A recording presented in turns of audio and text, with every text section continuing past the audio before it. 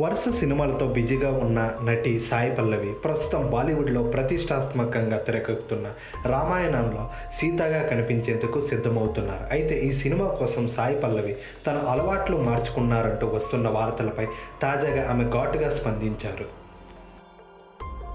ఇలాంటి నిరాధారమైన పోస్టులు పెడితే లీగల్ యాక్షన్ ఎదుర్కోవాల్సిందే వస్తుందని హెచ్చరించారు. బాలీవుడ్ నిర్మాతలతో కలిసి అల్లు అరవింద్ రామాయణాన్ని తెరకెక్కిస్తున్న సంగతి తెలిసిందే. ఈ సినిమాలో రాముడిగా రణబీర్ నటిస్తుండగా సీతగా సాయి పల్లవి కనిపించున్నాడు.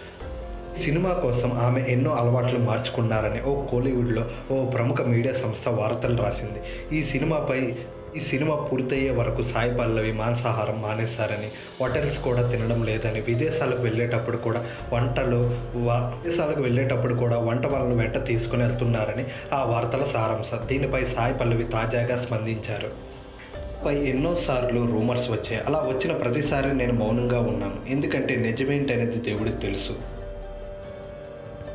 నేను మౌనంగా ఉంటున్నానని ఇలాంటి రూమర్స్ తెగ రాసేస్తున్నారు. ఇప్పుడు ప్రతిస్పందించే సమయం వచ్చింది.